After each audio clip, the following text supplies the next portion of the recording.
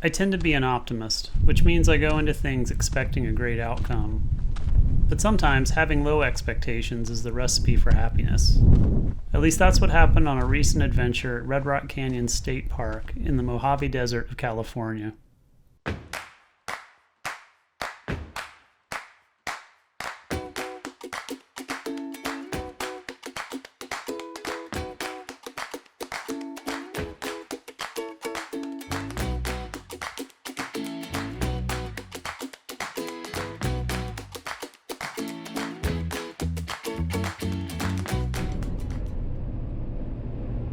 It was spring break for my son Kai, and we were headed to Death Valley.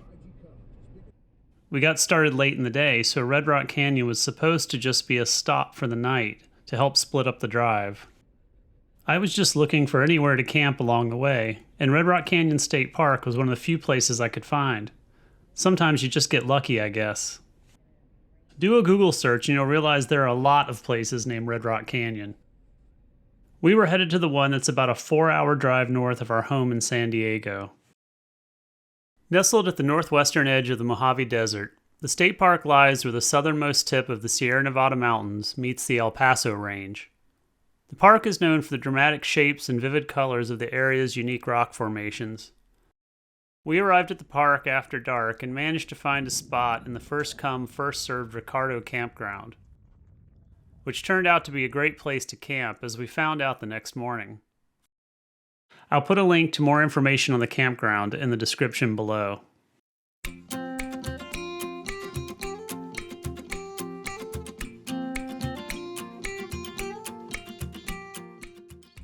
The next morning, we woke up to a pretty fantastic campsite.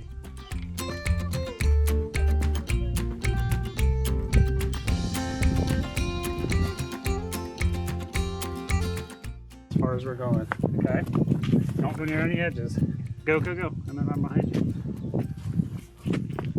Yeah, this is as high as we're going, right here. And look, there's our camp spot.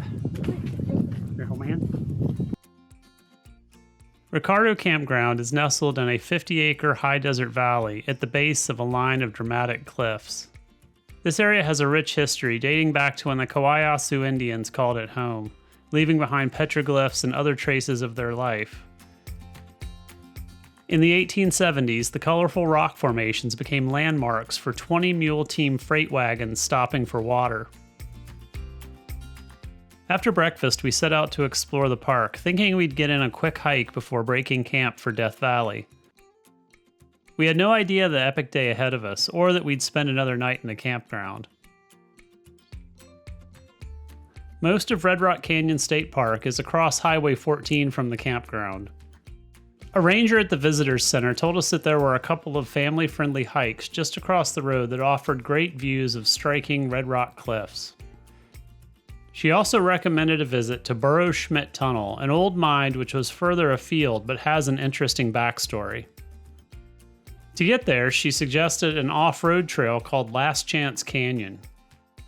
Normally, when a park ranger says a route is for four-wheel drives only, I take it with a grain of salt, as they tend to be on the conservative side when recommending things to visitors. In this case, however, she was not joking, as you'll see shortly.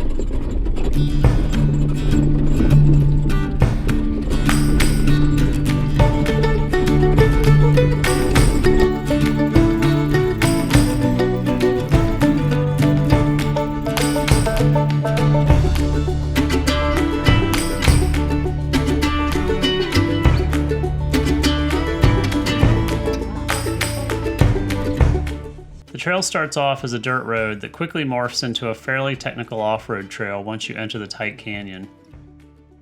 In many places the trail was washed out and we had to follow the stream bed.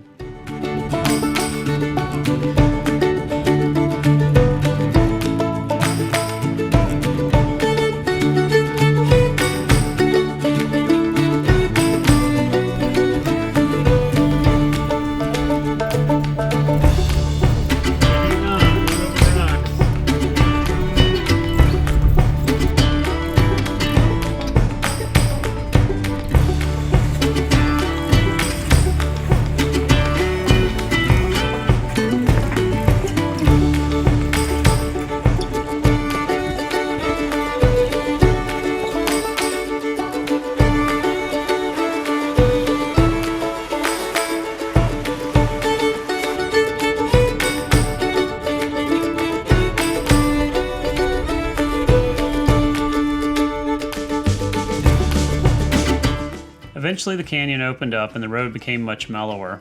We stopped to stretch and have a snack and explore a bit.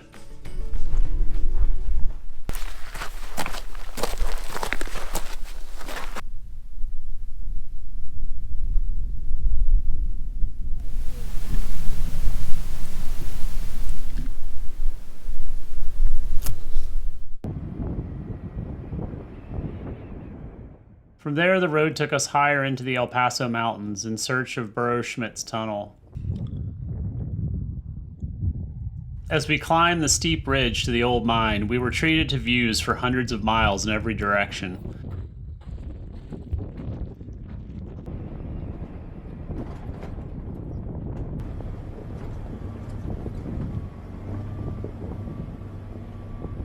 We are on top of a mountain.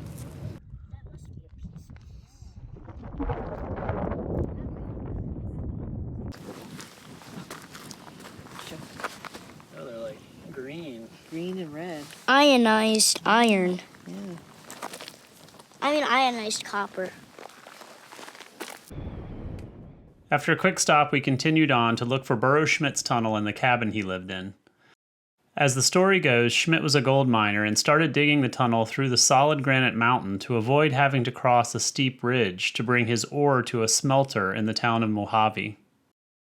But the road through Last Chance Canyon was completed in 1920, which meant he didn't need to cross the dangerous ridge anymore. Despite that, he continued digging for another 18 years until he finished the tunnel. All right, we found the tunnel, whatever the tunnel is. It's only this way. This way. What is What's that? it A say? monument to determination and preservation of William Harry Burro Schmidt. Took 38 years to hand dig this half-mile long tunnel, completed in 1938.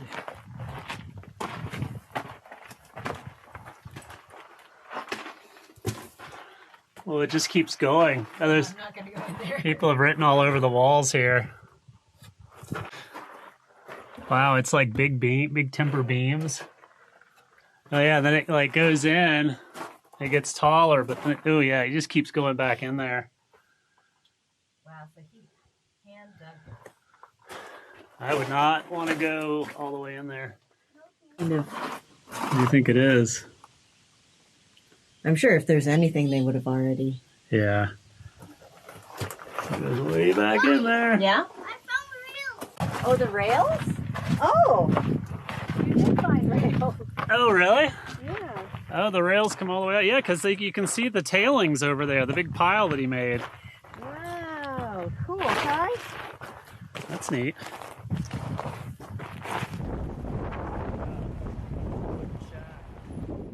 Beyond the mine, we passed Schmidt's abandoned cabin. After completing the 2,500-foot tunnel through Copper Mountain, Schmidt quit his lonely outpost and moved to Mojave to live out the remainder of his days. It was time for us to wrap up our adventure, too. That morning, we'd planned to hike one of the short trails near the campground after exploring in the Jeep. But we'd already had a full day and decided it was time to head back to camp. We ended up staying another night at the campground and didn't leave for Death Valley until the next day. Red Rock Canyon State Park exceeded our expectations, and there are plenty of other places in the park to still explore. We'll definitely be back.